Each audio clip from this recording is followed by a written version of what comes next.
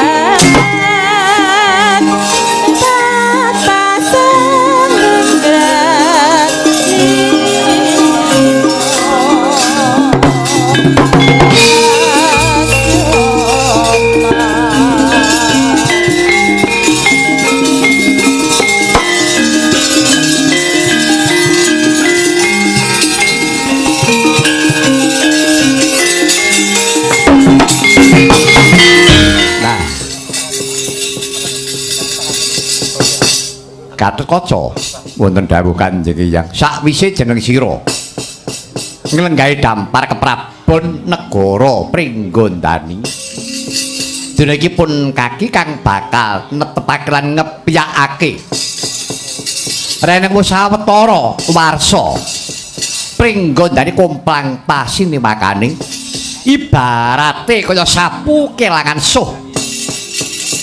Lah dina iki wis kepareng ana ingkang minangka dadi pepayunging para kawula dasih Narendra nom-noman ya trah pringgondane putra Syarimbi anak Sirakudara ingkang jumeneng ana negara Pringgondani. Tak tetepake dina iki Narendra Pringgondani jejuluk Prabu Harya Gatotkaca.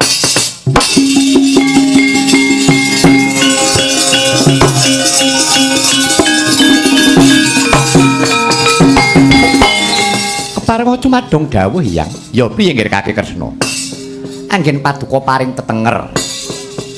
Narendra Pringgondani Prabu Harya Gatotkaca menika keparingipun Kanjeng Hyang kados pundi? Nah, kuwi mangkene.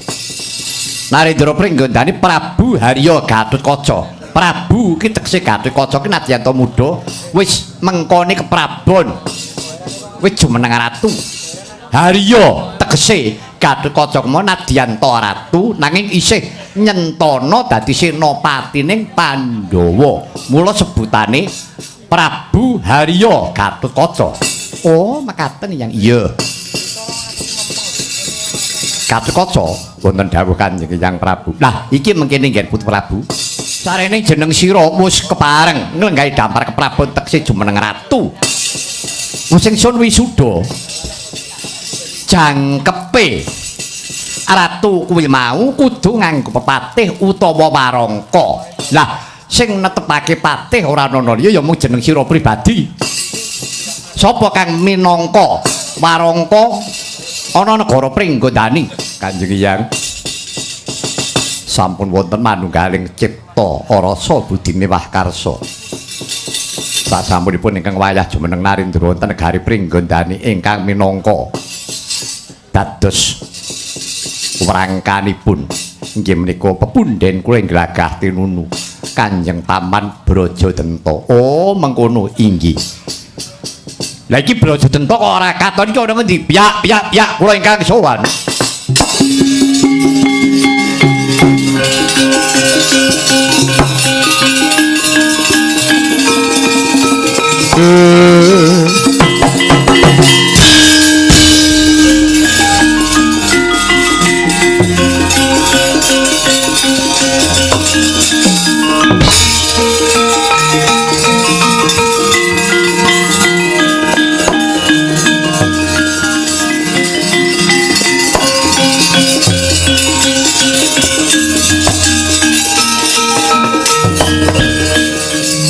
Paman Brajamesti ingkang Prabu, inggih anak Prabu kula ingkang sowan. Piye kabari Paman? Anggonmu mboyong kelawan Paman Brajadenta. Aduh nggih anak Prabu ngaturaken ketiwasan. Wedha dinten menika ingkang Paman Kakang Brajadenta merong kampuh jingga mbalela. Mboten kastu jumeneng dados warangka. Malah kepara purun wangsul dhateng negari Pringgondani menawi Kakang Brajadenta ingkang jumeneng ratu. Mila menika dinten menika kula sumanggaaken kepareng paduka anggen anak Prabu.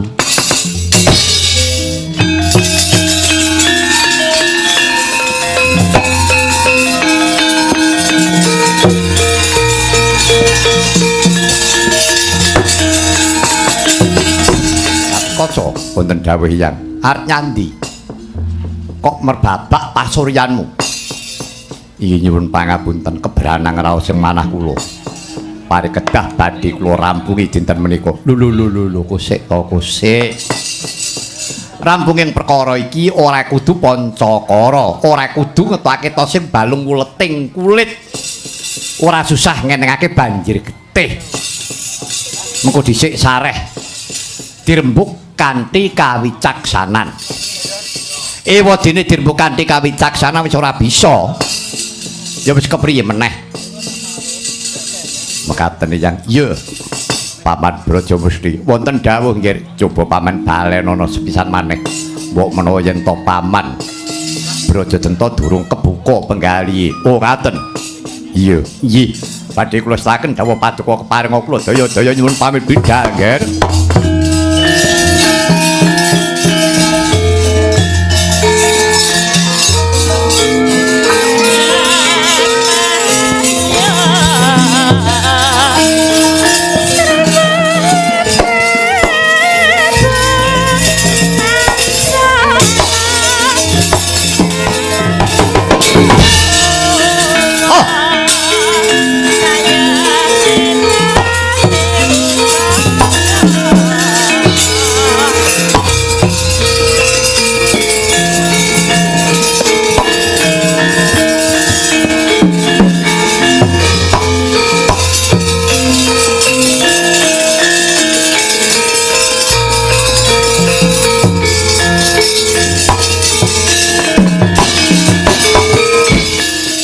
Kakang Braja Denta gawe wirang gawe isin ora nyono jebul kowe mbalela merong kampuh jingga kuwi dudu traing satriya nadyanto wujudku wujudmu kuwi buta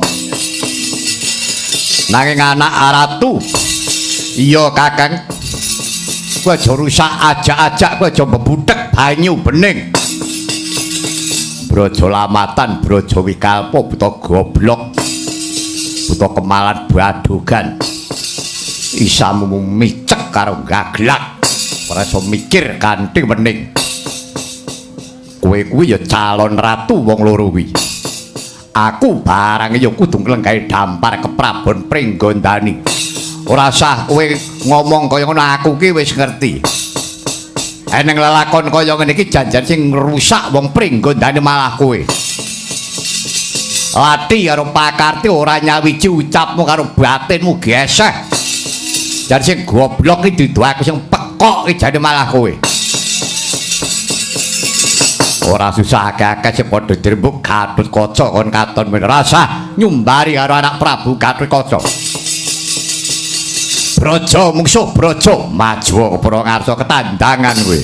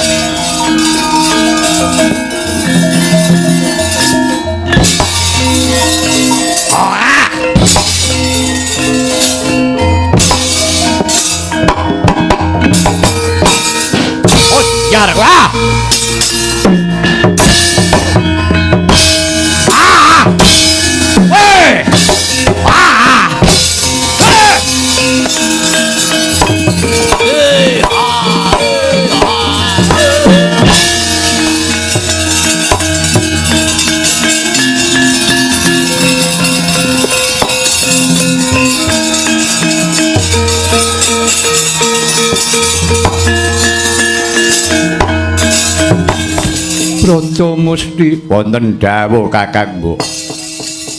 Piye kabare nggonmu? Boyong kelawan kakangmu Braja Denta. Waduh, ketiwasan.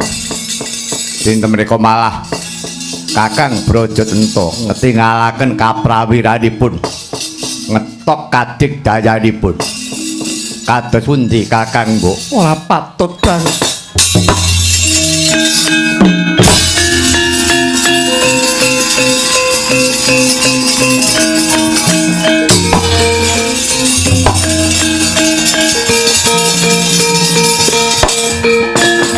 carita duka yayah sinipi Dewi Arimbi bubit midhanget padulur ingkang ngrayi nggih Sang Braja Mustika Lamata Braja Tenta Balela mawantu-wantu dukanira Dewi Arimbi risaksana ing mangke sigra Triwikrama ical wujuding putri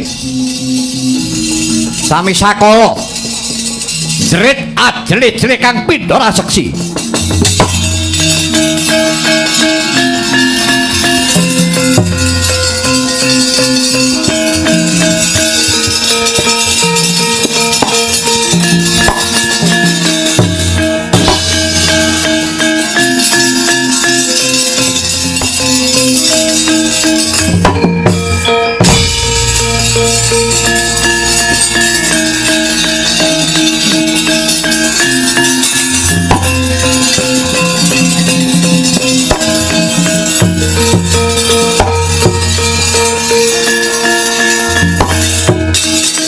pangabekti kula katur Kakang Mbok. Ora susah kowe ngatur pangabekti. Ortek bebudenmu kowe Braja Tenta. Ora mantra-mantra yen to kowe putrane ratu. Ora kena kanggo paugeran tembungmu. Kene ngopo yen pancen kowe iki kepengin jumeneng ratu kok ora biyen-biyen kowe lambemu kok meneng bae. Narko semono rak wis tak tarita tulungane kowe bocah lanang Braja Tenta kowe jumeneng ratu jare kowe ora gelem. Negara mbok pasrahake aku jare arep ngupaya kautaman piwulange Kang Mas Bratasena. Nanging kene ngopo saiki tembungmu kaya mengkono? Ha coba. Aku pirang aku isen aku Braja Tenta duwe sedulur kok dedapuramu. Kakang Mbok menapa kula lepat menawi kula nyuwun kamukte negari Pringgondani kuwi to bener. Jaman semono aku ra ya wis kandha karo kowe. Nanging ucapmu kepiye? Ora coba. Negara mbok pasrahke aku. Rak rikala semanten. Kala semanten derek pinanggih nalar kula. Dina iki wis ketemu nalarku. Tak jaluk negara Pringgondani.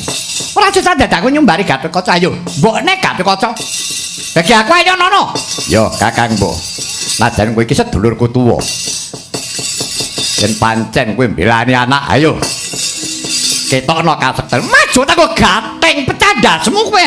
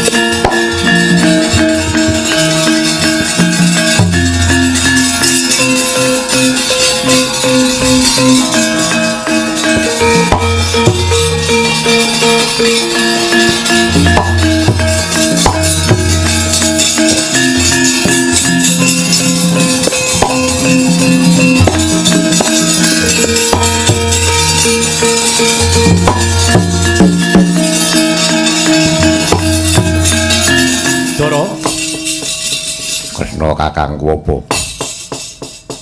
Kena gigiran kaya ngene kok malah kowe iki enak-enak.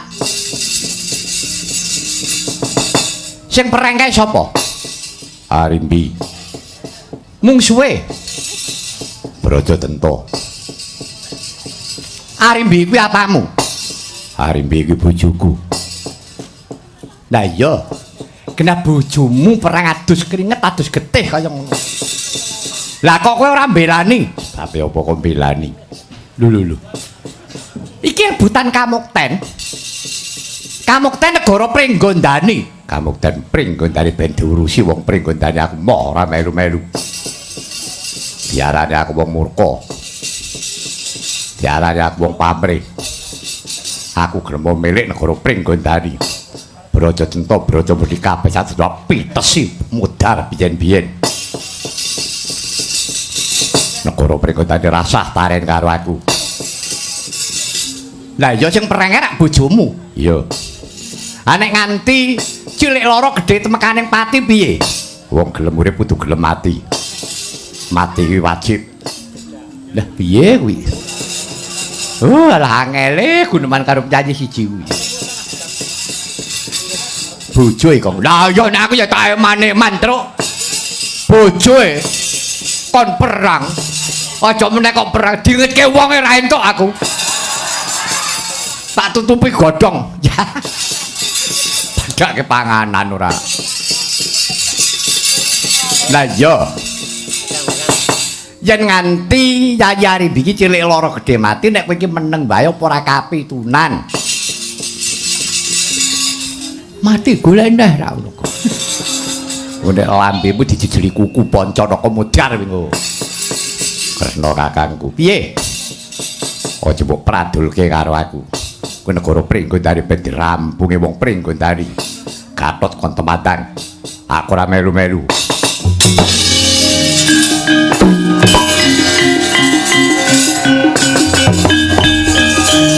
Itu daramu Werkudara iki. Nggih bener nek kebeneran nek niku kula ngarani. Nggih sing iso nglakoni nggih penyanyi siji niku nek liyane nggih pripun to? Oh jenenge kulawarga napa milih jenenge bojo temandang. Sing lanang weruh meneng mawon nggih kebangetan. Ning ngene Petruk, nggih pripun? Janjane aku kaya mengkene iki aku mung kepengin mangerteni bab perkara atine Daramu Werkudara. Sepira tulusing bebuden. Apa Daramu Werkudara ki yo isih gelem wangi-wangane nyatane kok ora. Niki boten-boten nika. Nek Daramu Werkudara boten purun maju. Ayo, kresnane maju. Kuwi dapurmu tek merintah aku ki lho. Kresnane maju ya anggapmu. Mboten, Deng. Lah ngono ya nesu ya men. Coba. Sawang saka kadoan engko tak goleki jago.